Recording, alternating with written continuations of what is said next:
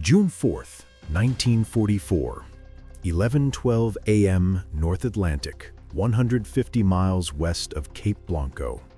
The sun hangs like a white-hot coin above a restless sea. U-505 knifes through the swells at 17 knots, diesel exhaust trailing black against the sky. Inside the control room, Kapitän Lieutenant Harald Lang wipes sweat from his brow, his eyes bloodshot from 3 days submerged. A depth charge pattern just rattled the boat. One pressure hull plate is weeping rust. Then the lookout screams. Periscope feathers on the horizon, 3 of them, fanning out like fingers. American. Lang slams the alarm. Täuschen! Täuschen! The boat tilts, valves hiss, and 1,100 tons of steel plunge toward the thermocline. But the hunters are already overhead.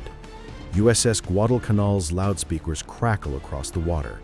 This is Task Group 22.3, surface and abandoned ship, or we open fire. Lang's hand hovers over the scuttling charges. His crew, 47 men crammed shoulder to shoulder, stare at him. One more pattern, and the hull will split like a tin can. A shell whistles overhead, 5-inch, close enough to taste cordite. Lang exhales. Oberfläche. The conning tower breaks the surface first, water cascading off the Wintergarten. Sailors spill onto the casing, hands high, blinking in the merciless light. On the deck of USS Pillsbury, Captain Daniel Gallery lowers his binoculars. He expected a kill. Instead, he sees a prize. A boarding curdy, 8 men, led by Lieutenant J.G. Albert David, swings across on lines while the sub still rolls. Boots hit wet steel. The Germans are already leaping overboard, life vests blooming like white flowers. David's 45 is out. Clear the bridge!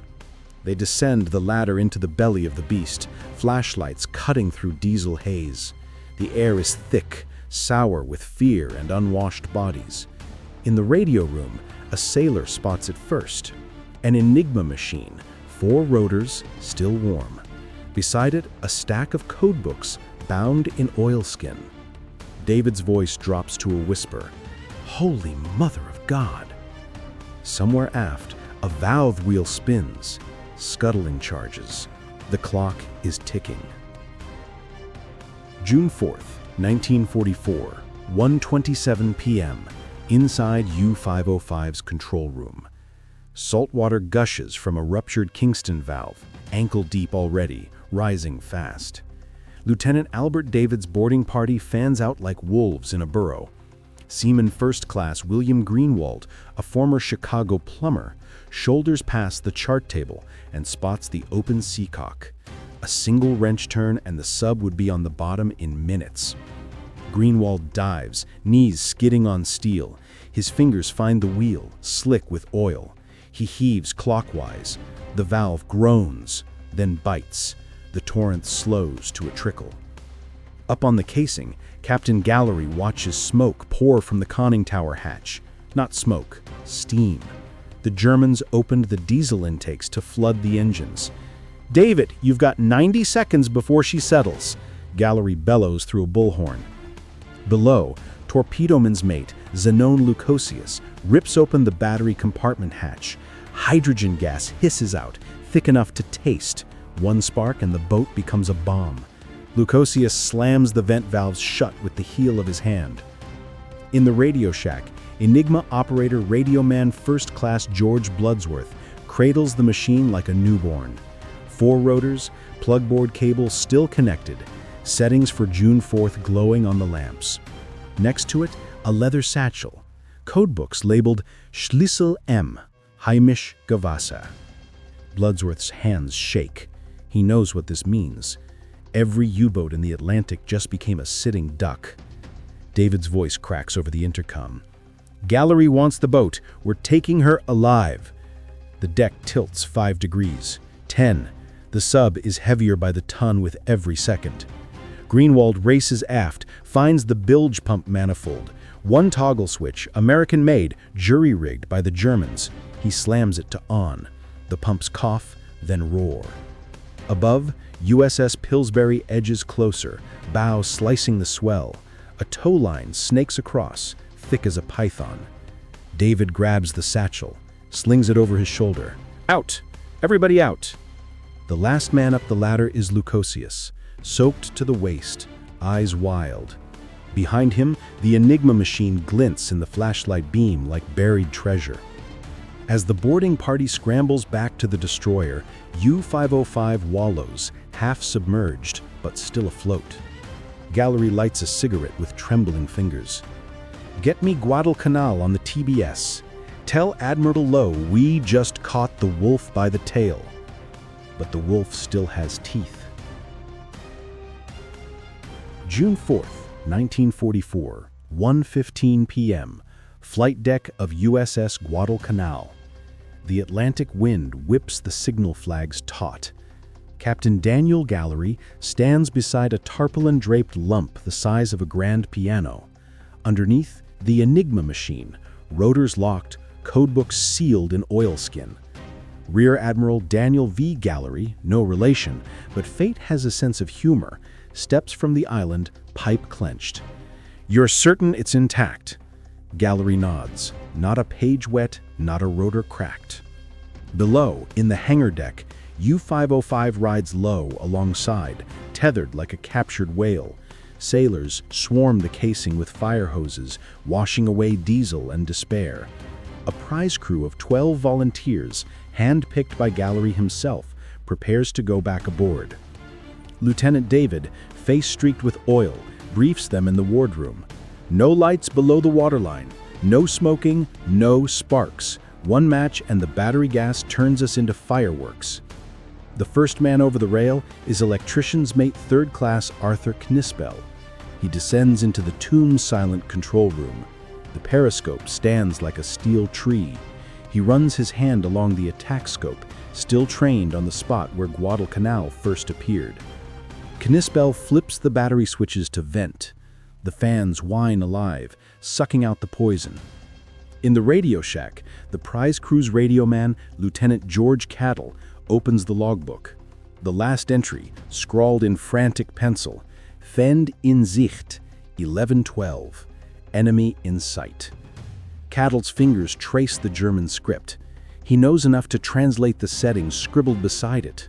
Grundstellung for the day, the daily key. He looks up. Sir, this is today's traffic. They haven't changed it yet. David's eyes widen. Every U-boat from Norway to Biscay is singing the same song right now. On the bridge of Guadalcanal, a signalman bursts in. Flash traffic from Sinlent, eyes only. They want the boat in Bermuda, yesterday. Gallery smiles without humor. Tell them we'll deliver, but first we disappear. He orders black paint, canvas, and welder's torches. Within 2 hours, U-505's markings vanish. The swastika on the conning tower becomes a crude American eagle. The hull number is ground off. To any passing aircraft, she's just another escort carrier's target tug. As dusk bleeds across the horizon, the task group turns east. U-505, ghost gray, trails on a 400-fathom tow. In the code room of USS Guadalcanal, Lieutenant Cattle sits before the Enigma. He types a test message, plain German, the weather report from yesterday. The lamps blink, the rotors spin. Out comes gibberish, then with the plug board set exactly as the Germans left it, perfect German again. Cattle leans back. His voice is barely a whisper. We just stole their voice. But 3,000 miles away, in a concrete hut at Bletchley Park, a wen named Jane Hughes is about to hear that voice scream. June 7th, 1944, 3:42 a.m., Bletchley Park, Hut 8. A single bulb swings above a table littered with cigarette stubs and cold tea. Jane Hughes, 22, Women's Royal Naval Service, 3rd Class, stares at a fresh intercept. The sheet is warm from the Typex machine. U-505, Verkehr Heimisch Gewässer 04 Juni. Her pencil freezes. The call sign is new. The grid square is impossible. U-505 was reported sunk weeks ago. She rips the flimsy from the pad and sprints down the corridor, slippers slapping on linoleum. Commander Travis, shirt unbuttoned, eyes like bullet holes, takes the sheet without a word. He reads once, reads again. Get me OP-20G in Washington. Scrambled, now. Across the Atlantic, in a windowless room beneath the Navy Department, Commander Joseph Wenger picks up the red phone. The voice on the other end is Gallery's, hoarse from 3 days without sleep. We've got the June keys, all of them, and the boat. Wenger's reply is a single word: Christ. Back in Bermuda, June 19, 1944. U-505 ghosts into Port Royal Bay under cover of midnight. No band, no cameras, only a skeleton crew and a tarp the size of a circus tent. Captain Gallery steps onto the pier. A Marine colonel salutes. Welcome to Camp X-Ray, sir. Your submarine never existed. The boat is dry docked inside a canvas hangar. Welders spark. Painters roller on fresh gray. Every swastika, every weld seam, every scuttle is photographed, catalogued, erased. In the code room, German-speaking analysts work in shifts. They feed yesterday's traffic into the captured enigma.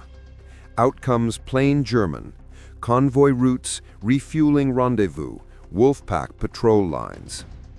One message stands out. U-530 an Befehlshaber, Treffpunkt Grid KF-77 am 22nd Juni, 40 tons torpedoes. The analysts exchange glances. That grid is 200 miles south of the Azores, a milk run for PQ convoys. Wenger drafts the order. Divert HX-295 north by 300 miles, effective immediately. On June 22nd, U-530 surfaces at the rendezvous. Empty ocean. No tanker, no torpedoes. Korvettenkommandant Otto Vermuth pounds the chart table. Verdammt, they knew. He doesn't know the half of it. For the next 4 months, every U-boat sortie is shadowed before it leaves the Biscay pens. Tankers vanish. Convoys sail unmolested.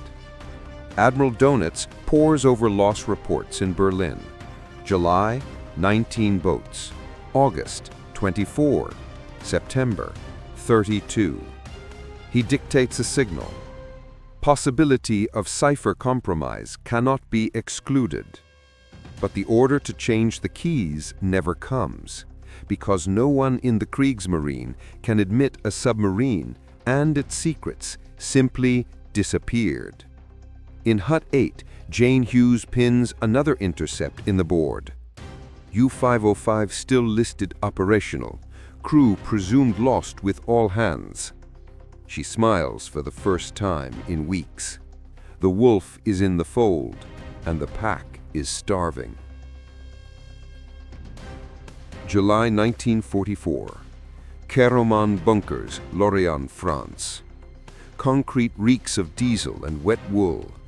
Admiral Karl Donitz stands beneath a swastika banner, face carved from granite. Before him, a map of the Atlantic is bleeding red X's. His chief of staff, Eberhard Gott, clears his throat. Herr Admiral, losses are unsustainable. 32 boats in September alone. Convoys reroute before we sight them. Donitz's fist hits the table. Then the enemy reads our mail. Silence. No one dares speak the word enigma. Gott ventures, a new rotor, short signal procedure? Donitz shakes his head. We change nothing until we know what they know. But they never will. Across the ocean, in the Bermuda hangar, U-505's batteries are stripped, her torpedoes catalogued, her acoustic torpedoes dissected. Lieutenant Cattle spends nights with the codebooks under green banker's lamps. He learns the Kriegsmarine's heartbeat, weather shortcuts, officer call signs, even Donitz's favorite punctuation. One entry chills him. Schlüssel M, officer only, effective 1st August, new bigram tables. Cattle cables Bletchley, window closing, 22 days. In Hut 8, the Bombays spin faster. Paper tapes unspool like white rivers. Jane Hughes works double shifts. Her fingers blister on the plug boards. August 1st dawns. The first intercept under the new tables is gibberish. Then, at 14:07, a bomb named Agnes Day clicks. A crib from a weather ship, Wetterkurt signal, aligns. The rotors stop. Plain German spills out. Hughes whoops so loud the duty officer drops his tea. The window never closed. September 1944, North Atlantic. Convoy ONS 251 steams west, 68 merchantmen, fat with tanks for Patton. In the lead escort, HMS Duckworth, Captain Frederick Walker reads the latest Ultra. U-482 will attack at 0300 hours, grid AM 54. Walker alters course 5 degrees, depth charge crews stand to. At 0258 hours, sonar pings. Contact, bearing 270, range 1,200 yards. Hedgehog mortars arc into the night. U-482 erupts in a column of fire and steel. Kapitänleutnant Hartmut Graf von Matuschka, ace with 19 ships, never surfaces. Walker lights his pipe. Another ghost. By October, the Wolfpacks are spectrums. U-boat crews refuse patrols. Morale collapses. In Plauen, a new U-boat skipper is handed his orders. He stares at the envelope, then burns it unopened. Desertions spike. November 1944. Führer headquarters, Rastenburg. Donitz reports to Hitler. The Atlantic is lost, mein Führer. We fight with one hand tied. Hitler's eyes are fever bright. Then untie it. Donitz has no answer. In Bermuda, Captain Gallery receives a sealed envelope. Inside, a single line from Admiral Ernest J. King. U-505 to Chicago, Museum of Science and Industry, effective VE Day. Gallery laughs until he cries. The submarine that never existed will live forever. But one secret remains. May 8th, 1945, 2:41 a.m., Reims, France. A schoolhouse door creaks open. German surrender signed. In Bermuda, the hangar lights burn late. Captain Daniel Gallery stands alone beside U-505. The boat is scrubbed, painted, her battle scars polished like medals. He runs a hand along the conning tower. No swastika, no eagle, just bare steel. A sailor approaches. Orders from Sinland. She sails for Portsmouth Navy Yard at 600 hours, then Chicago. Gallery nods. Tell the crew, tell them we kept the faith. June 15th, 1945, Chicago River. Crowds line the bridges, 20,000 deep. Children wave paper flags. A brass band strikes up for Anchors Away. U-505 glides under the outer drive bridge, gray and ghostly, towed by tugs flying the biggest stars and stripes the city could find. At the Museum of Science and Industry, Lennox Lower, museum director, former Navy captain, waits on the pier. Gallery steps ashore. Hands lower a small wooden box. Inside, one Enigma rotor. For the exhibit, Gallery says, but the real story stays buried. Lower understands.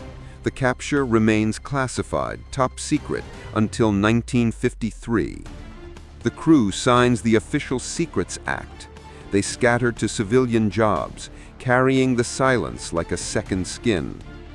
Albert David earns the Medal of Honor, the only one awarded in the Atlantic for boarding an enemy vessel underway. He never speaks of it publicly. Dies in 1955, the secret still warm in his chest. Years pass. The museum opens U-505 to the public. School kids press noses to the periscope. Docents spin tales of a captured U-boat. No mention of Enigma. No hint of the wolf pack starved. But the boat remembers. In the control room, a brass plate. Captured 4 June 1944 by USS Guadalcanal Task Group 22.3. The only enemy man-of-war taken on the high seas by the U.S. Navy since 1815. Visitors read it and move on. They never see the faint pencil marks in the radio shack. German settings, American translations, side by side. They never hear the echo of Harald Lange's last order, Oberfläche. They never know that for 6 crucial months, the Atlantic belonged to the Allies because one submarine forgot to die. The museum opens U-505 to the public. School kids press noses to the periscope. Docents spin tales of a captured U-boat. No mention of Enigma, no hint of the wolf pack starved. But the boat remembers. In the control room, a brass plate. Captured 4 June 1944 by USS Guadalcanal, Task Group 22.3. The only enemy man-of-war taken on the high seas by the U.S. Navy since 1815. Visitors read it and move on. They never see the faint pencil marks in the radio shack. German settings, American translations, side by side. They never hear the echo of Harald Lange's last order, Oberfläche. They never know that for 6 crucial months the Atlantic belonged to the Allies because one submarine forgot to die. A gray-haired man in a Navy blazer stands before the exhibit. Xenon Lucosius, prize crew, now 70. A child tugs his sleeve. "Mister, did you fight on this boat?" Lucosius smiled. "Son, I helped bring her home." He doesn't say how close they came to the bottom, doesn't mention the valve he closed with bleeding knuckles, doesn't whisper that every ship that reached England in 1944 owed him a silent thank you. He just pats the hull, once, like an old friend. Outside, Lake Michigan glints under the sun. The wolf is finally at rest.